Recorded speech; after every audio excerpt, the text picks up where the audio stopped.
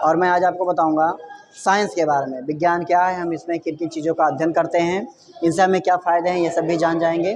तो science means विज्ञान होता है। विज्ञान बी प्लस ज्ञान से बना है।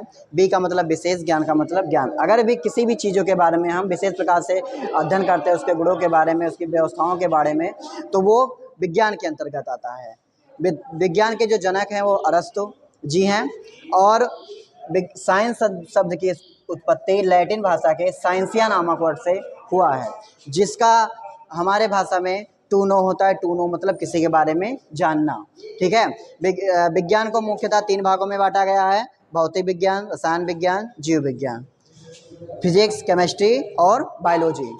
जैसे भौतिक विज्ञान के जनक हैं सर आइजैक न्यूटन, रसायन विज्ञान के एंटोनी लॉरेंट लेवोसियर और बायोलॉजी के अरस्तु। फिजिक्स शब्द की उत्पत्ति ग्रीक वर्ड के फ्यूसिस नामक वर्ड से हुआ था।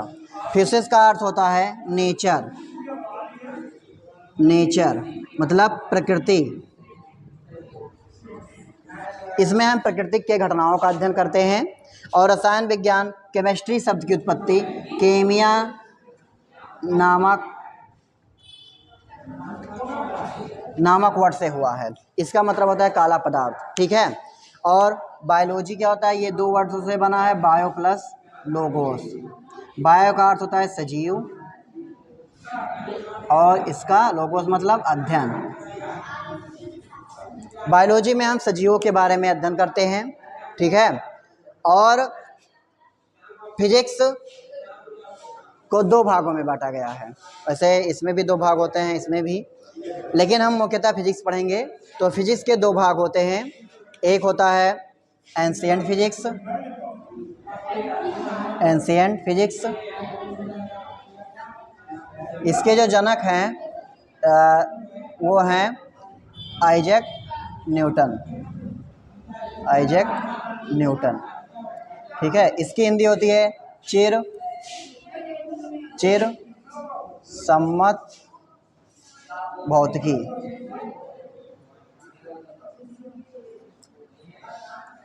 और फिर इस समय जो हम सब ज़्यादातर पढ़ते हैं वो होता है मॉडर्न फिजिक्स। मॉडर्न फिजिक्स,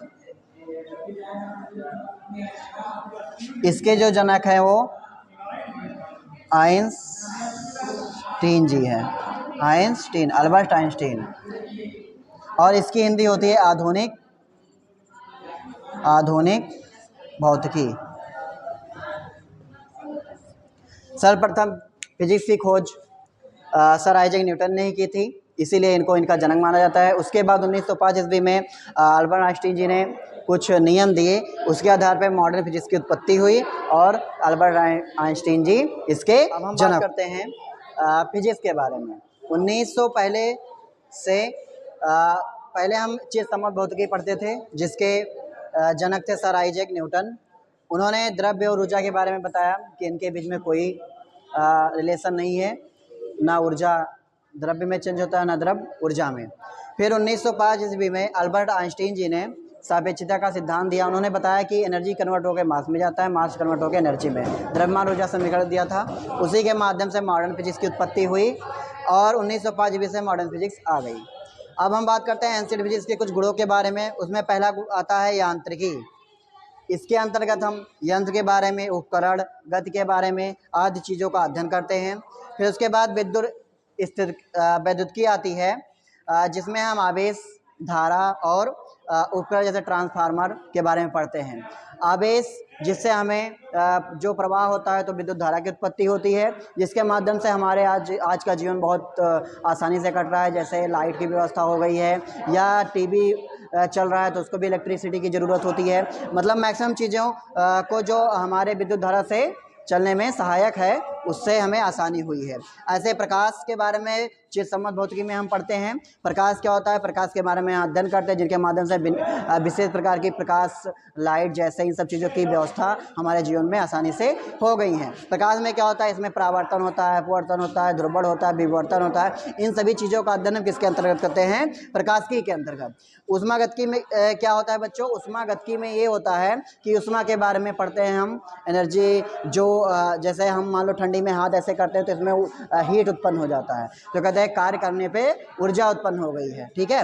और जो भी ऊष्मा से संबंधित नियम है वो हम किसके अंतर्गत हम पढ़ते हैं, ऊष्मागतिकी के अंतर्गत। इसके बाद में मॉडर्न फिजिक्स के अंतर्गत, जिसकी हिंदी होती है आधुनिक भौतिकी, जो इस टाइम चल रही है, मैक्सिमम चीज़ें जिनके माध्यम से हम प्रयोग में ला रहे हैं, जैसे नाभिकीय भौतिकी, इसमें एक पार्ट होता है नाभिकीय भौतिकी, न्यूक्लियर फिजिक्स। इसमें क्या होता है कि परमाणु बम जो होते हैं, या जैसे अस्त्र की जो बायोलॉजिकल भी मान लें, वो तो बायोलॉजी में आता है, लेकिन नाभिक से संबंधित परमाणु अस्त्र, न्यूक्लियर बम, इन सब चीज़ों को हम बनाते हैं, जिससे लड़ाई जब होती है या कहीं भी कुछ चीज़ होती है तो ये बहुत काम आता है। और चिकित्सा, मतलब चिकित्सा विभाग में या उससे संबंधित भी कई सारे रोग हैं जिससे मॉडर्न फिजिक्स से आसानी से इलाज हो जाता है। अब इसमें हम बात करते हैं घेंघा। घेंघा, गले में एक घेंघा रोग होता है, जिससे ये अंदर की जो चीज़ें होती हैं वो हल्का फूल जाती हैं। इसमें क्या होता है, आयोडीन की कमी की वजह से होता है, इसीलिए इसमें आयोडीन 131 सहायक होता है, जिसके माध्यम से हमारा घेंघा रोग सही हो सकता है। उसके बाद कैंसर, कैंसर का तो वैसे कोई मुख्यतः इलाज है नहीं, लेकिन इसके माध्यम से कोबाल्ट 60 जो है वो इसमें विशेष प्रकार का सहायक होता है।